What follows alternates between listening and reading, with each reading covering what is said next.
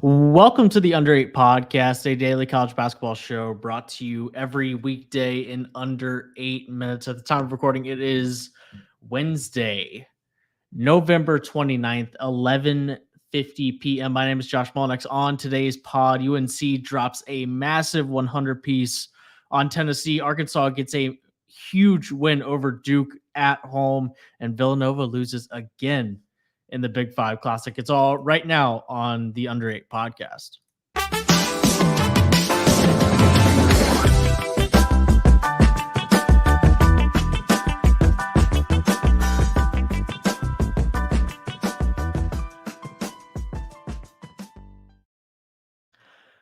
Two things we don't see very often, Josh.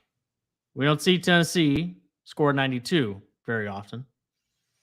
And we certainly don't see Tennessee lose very often when they score 92. Both of those things happened on Wednesday night. 100-92, North Carolina beats the Volunteers in one of the more impressive offensive performances in recent memory for me in college basketball. Yeah, I went back, and unless I missed something, the only other team to break 90 since the 2018-19 season against Tennessee was Kentucky.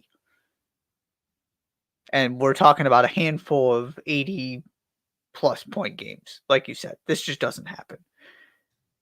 And the interesting part of this is, the first half, Rick Barnes called it the worst half he's had as Tennessee's head coach. That's how bad it was. Mm-hmm. And yet, they were still kind of sort of in the game there for a little bit. They do have the ability to make up for some defensive deficiencies because of Dalton Connect that didn't exist in years past. However, the other part of that is they are not good enough around him offensively, as we've talked about before, to not have the defensive foundation and give up 60-plus points in a half and beat a really good basketball team on the road. I can't decide if I'm more frustrated by the fact that Dalton Connect had 37 and you still lost the game, or if I'm impressed that at several different points in the second half, I thought that maybe Tennessee was mounting a comeback almost all the way up until Connect goes down with a couple minutes left and an ankle injury. I was balancing the two basically the entire night of I can't decide if this is just only a bad thing or if this is kind of something that is a good thing to see just from an experience perspective, that you can just like score a bunch of points if you need to. You can give the ball to Dalton Connect, whatever it might be. I can't decide. Of course, I'd rather not Tennessee give up 100 points to anybody, especially when they're going to hang their hat on the defensive end like they do. And, we talk plenty about Dalton Connect being kind of that missing piece offensively. And when it comes to creativity, you've at least got to do enough defensively to make his 37-point nights not go down, on nights where you end up with a loss in the loss category. And both things can be true.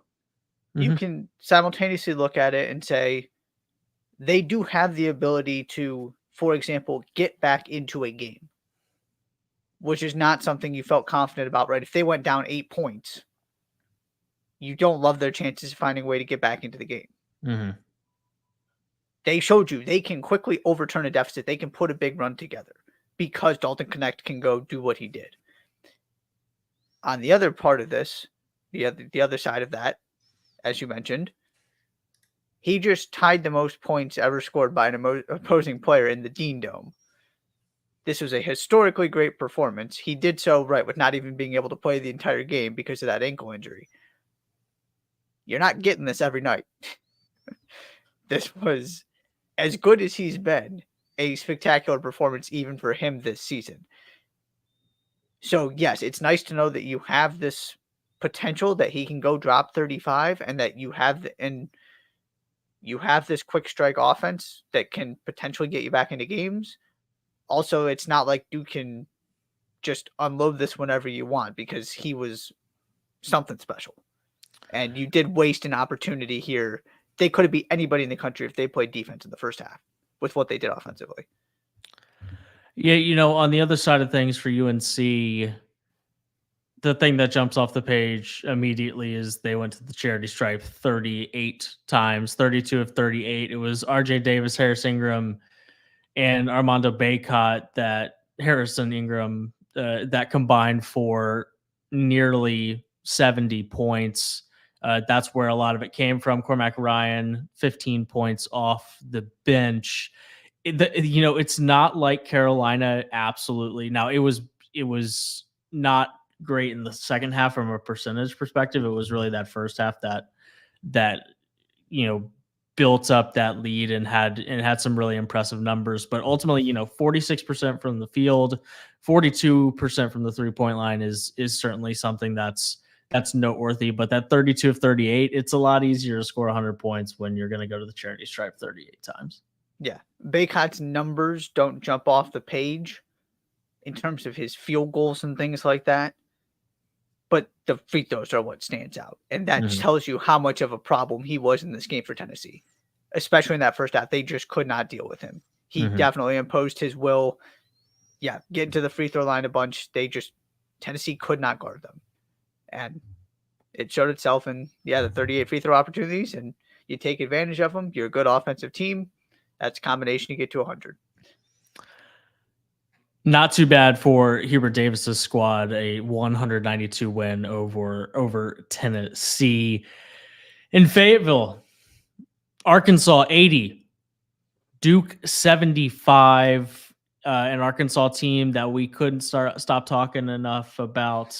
What do they do well? What's going on with Eric Musselman's squad? And apparently the get right game just needed the Duke Blue Devils to come into town. Trevon Brazile, a double-double, 19 points, 11 rebounds. Caleb Battle off the bench, 21, 5, and 5.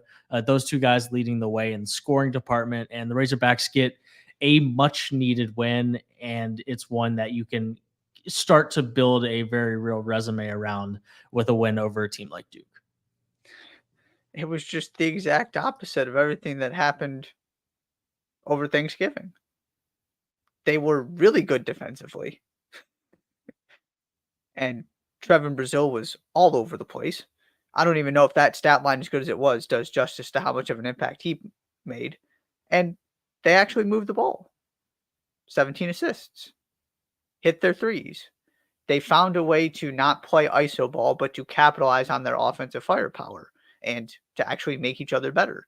Now, the frustrating part for Musselman will be the near debacle at the end, because they should have won this game by 10, 12, 14 points. This was not competitive until it was, because they couldn't handle pressure, and Kyle Filipowski just kept getting to the free throw line, kept getting layups, hit a three, and so Duke was hanging in there until the last 5 seconds. But there's no debating which team deserved to win this game. Duke was 24 of 67 from the field, 6 of 22 from three. You had, Filipowski really came on in the second half and ended up with a really good stat line. Jeremy Roach had a really good game. TJ Power kept getting more and more minutes because he was actually doing some positive things. Everybody else really struggled. And again, it just looked to me like Duke got out-toughed. It's going to be a theme. It's my concern for this team. It's why I've cooled off on them considerably. Well, I've cooled off considerably because the freshmen aren't reliable, and Tyrese Proctor isn't an All-American guard like he was supposed to be. That's the other part of the problem. Yeah. I mean, Proctor, relative to expectations heading into the year, is probably on the list of the more underwhelming performances thus far, especially in some of the big moments. I mean, like you said, Filipowski, 26 and 10, 9 of 20. You probably want him to ultimately be a little bit more efficient than that. Jeremy Roach, 22 on 7 of 13 shooting, but Proctor was 3 of 12, and the freshman, this group of guys that was just as important to the ceiling as some of those other guys that were coming back, was 5 of 22 from the field. And that was with the guy in TJ Power going 2 of 2 from the field, and he didn't play against Michigan State or Arizona. So, the guys that you've been asking to produce, guys like Jared McCain, guys like Caleb Foster, like those two guys combined were 1 of 12.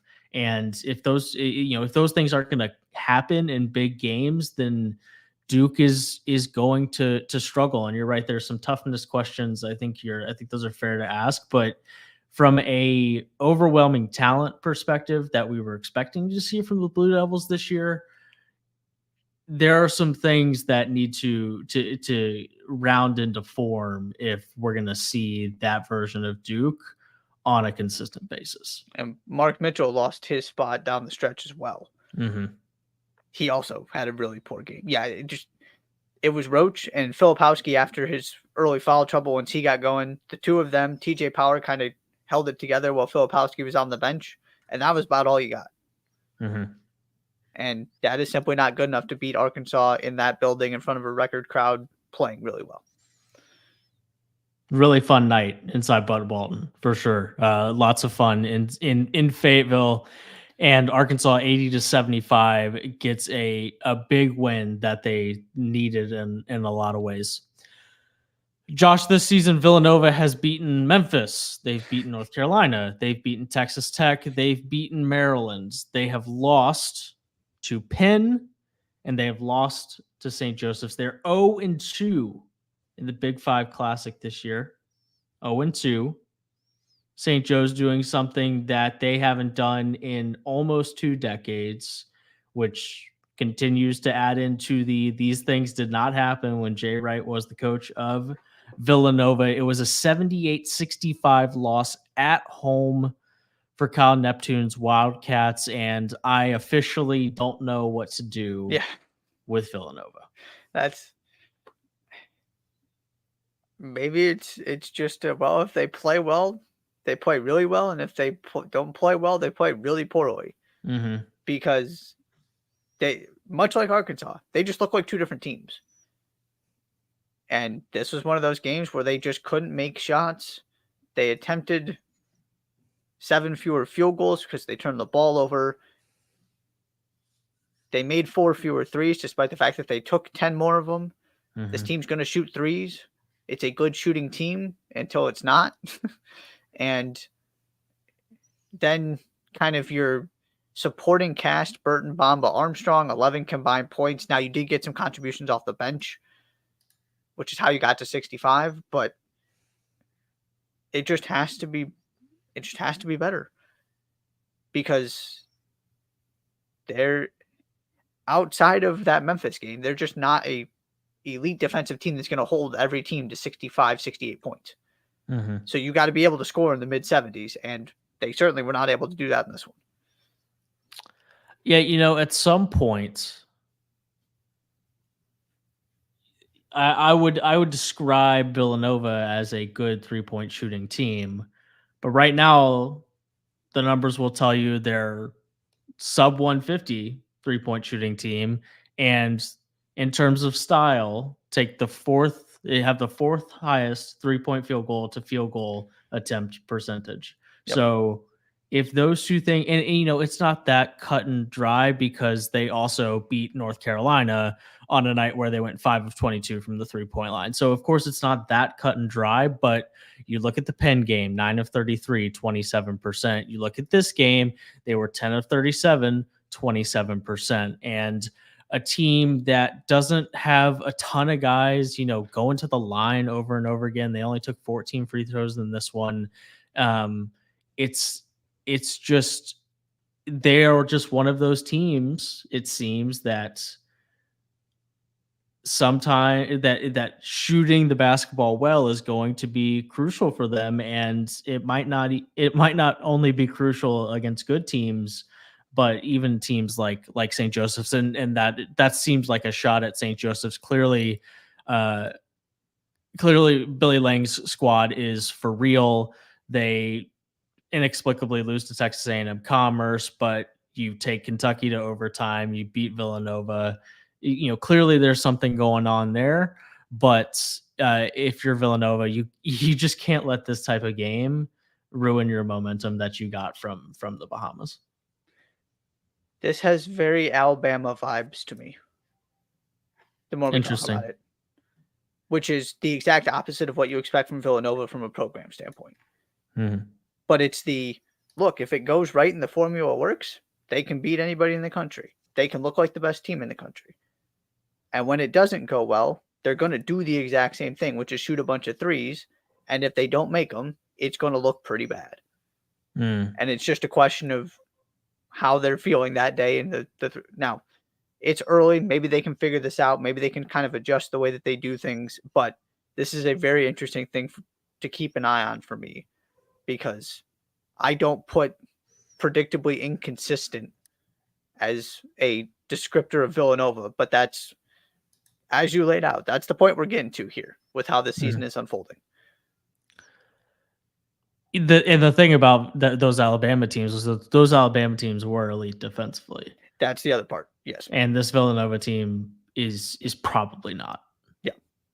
So we'll see how it continues for Cal Neptune's squad. I think, despite it's been very up and down so far this year, and I'm not sure you can blame anybody if they're not any more convinced by Cal Neptune than they were when the season started. The way that the first month of the season has gone, it doesn't get much easier for Villanova. They play Kansas State, they play UCLA, and then you hop right into Creighton to start Big East play. They play, as of right now, 5 of their next 6 games are against KenPom top 65 opponents. So it's not going to get much easier. And if it's going to remain kind of up and down, that's probably what we're going to see over the next month or so for Villanova. Josh, anything else before we get out of here?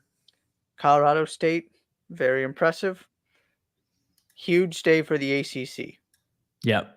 I know you had Duke go down, but from a conference building standpoint, for Virginia to beat Texas A&M, for the conference to keep racking up these wins, for North Carolina to beat Tennessee. Wake Forest beat Florida. Beating Florida, right. We talked about, can Florida kind of string together these performances? Nope. There's a loss they probably shouldn't have had. Yeah, just from an overall conference standpoint, trying to build the ACC back, this was a huge couple days with what has gone on so far. Very, very good showing. And some questions to be asked about the SEC. Very interesting, for sure. Very interesting. That's going to do it for the Under 8 podcast for Wednesday, November 29th. It's now just after midnight after Duke, Arkansas, UNC, Tennessee, and plenty of other things that happened in the sport this evening. Be sure to subscribe to the podcast wherever you listen to your shows. Follow the Under 8 Pod on Twitter, TikTok, and YouTube. And we'll see you tomorrow. Thank you so much for being here.